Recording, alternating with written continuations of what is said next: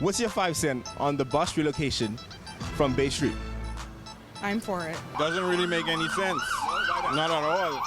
I think it's terrible. It is unprofessional because then you have to look at the elder people inside the country. Some Bahamians, they don't think before they talk and before they get upset.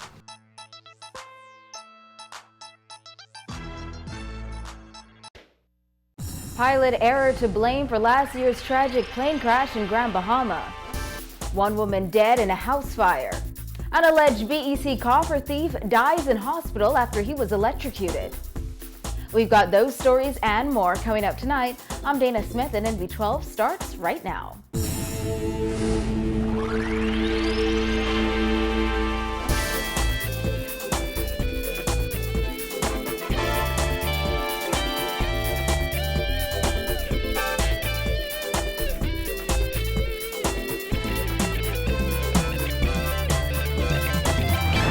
Top news tonight, a report prepared by the Department of Civil Aviation has confirmed poor decision-making on the part of the crew may have caused the flight carrying prominent pastor Dr. Miles Munroe and 8 others to go down in that November 9th tragedy. While it was earlier suspected bad weather may have played a role in the crash, the report confirms it was in making a second attempt to see the runway that tragedy struck. Kyle Joaquin reports.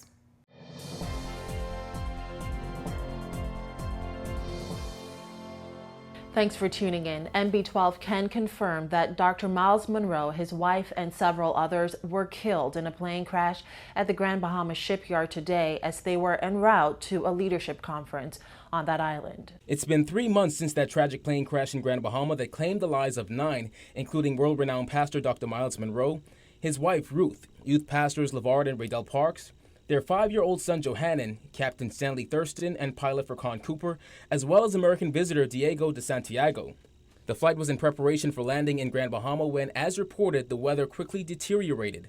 While initially it was suspected that bad weather was a major factor in that crash, the final report released by the Department of Civil Aviation determined that the crew in initiating descent in IMC, or instrument meteorological conditions, was flying below the authorized altitude without visual contact with the runway environment. As was reported just days after the crash, the pilots made an initial approach to runway 16 at Grand Bahama International Airport. However, due to poor visibility and rain at the decision height, the crew executed a go-around procedure. However, it was during the second attempt that the aircraft struck a crane positioned at dock number 2 of the Grand Bahama shipyard at approximately 220 feet above sea level. According to the report, as a result of the crane colliding with the aircraft, a fireball occurred and lasted approximately 3 seconds. The report went on to describe that the right outboard wing, right landing gear, and right wing fuel tank then separated and the aircraft spiraled out of control some 1,578 feet before crashing into a mound of garbage and other debris in the city services garbage and metal recycling plant adjacent to the Grand Bahama shipyard. All 9 people on board perished. Captain Stanley Thurston was a pilot with many years of experience, having flew for corporations like Bahamas Air. During his funeral service, through a video presentation, one of his daughters spoke of how seriously he cherished his contribution to the church of being Dr. Munroe's personal pilot. He would prepare days before if he knew Pastor Miles had to travel. And he saw that as his contribution to the kingdom of God, getting them to their destinations safely. Munroe was well known around the world as a pastor and motivational speaker and recently returned from a trip to Africa. Die like the Apostle Paul, who said, I have finished my course. I have kept the faith. I have been poured out like a drink offering. There's nothing left. I am ready to die. The 60-year-old had several bestsellers and was described as having done wonders for religious tourism in the Bahamas. Now, despite the outcome of that report, Transport and Aviation Minister Gladys Hannah Martin says all of the families involved are still in mourning, as she says that event will forever go down in our history as a national tragedy. The findings are what they are, and the work of the department in terms of investigating that incident, it has been completed.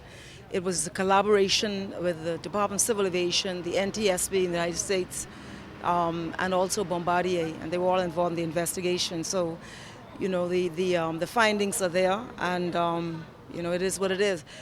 It's a terrible tragedy, and it's one that I think the whole nation felt, and I think it's, it's just a matter now to see what lessons are learned from those findings. Dr. Munroe and his wife were laid to rest in a joint funeral service on December 4th at the church which he founded, Bahamas Faith Ministries International. The service was attended by hundreds who came from all over. Since his passing, his children, Miles Jr. and Charissa, have continued his work, traveling the world giving motivational speeches. They say it is their goal that the work of their parents live on. Reporting for NB12, I'm Kyle Joaquin.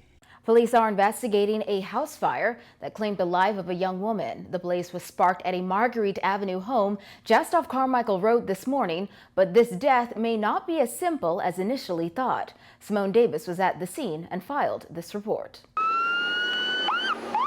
The body of a woman was found in this house, burnt with rope tied around her neck. Police made the gruesome discovery this morning. Here's Superintendent Paul Roll with the details. Police received reports of a structural fire in the Margaret Avenue vicinity. This is just off Carmichael Road.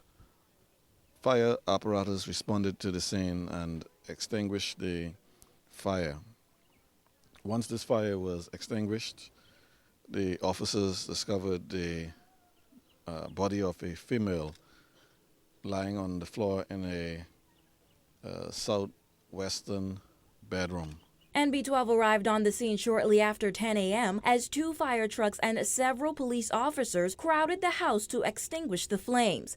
Although the fire was not massive, Roll suggested that the fire was not accidental, adding that there were 2 areas in the house that were set on fire. Further examination of this individual revealed some black cord tied around her neck, and later investigation revealed that this wire or cord was tied around some of the beams above the rafters.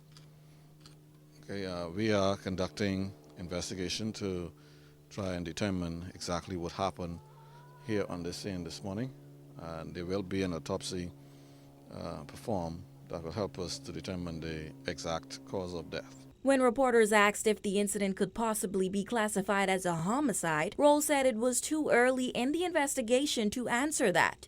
There appeared to have been 2 areas in the building where it appears that fire was started. Okay, and that's about as much as we know at this time, and let's wait for the further updates later. Family members were distraught when they learned of their loved one's tragic death.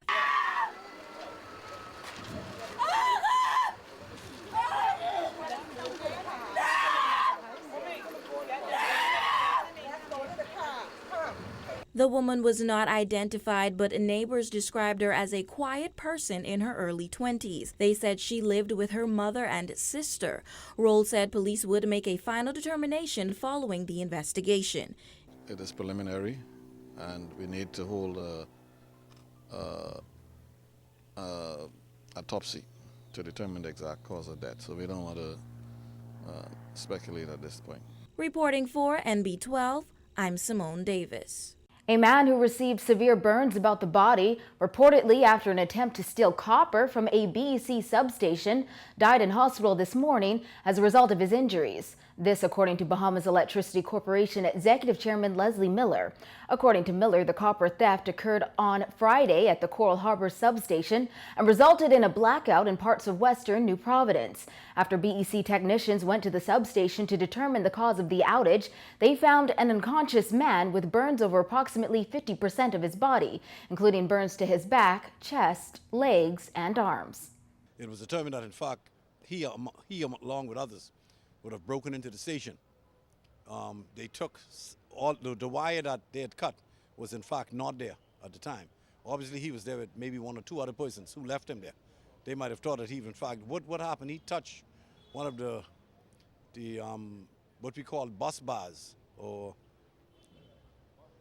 and I guess he probably didn't do it intentionally, but that apparatus that he touched was generating 33,000 volts of electricity, and obviously that hit him and he fell out, and I was told this morning that he passed away at the Princess Margaret Hospital. It's most unfortunate.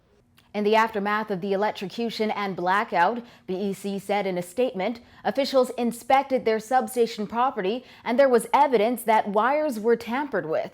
The corporation believes the outage and injury to the unidentified man were caused in an attempt to steal copper. The corporation warns this is a dangerous and illegal practice and could cause significant harm to life.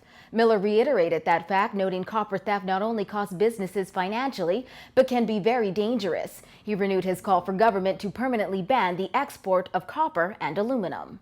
So it's a serious national problem that needs to be dealt with head on. It's unfortunate that this tragedy now have to go on the level that it is now fitting that those responsible see to it that we would ban copper to stop deaths occurring in our countries. The murder count has gone up by 1 after a 21-year-old man of Holmes Rock, Grand Bahama, died in hospital 2 days after he was shot. According to Grand Bahama police, the victim was shot last week Thursday by a lone gunman. He was airlifted to New Providence to Princess Margaret Hospital, where he succumbed to his injuries this past Saturday.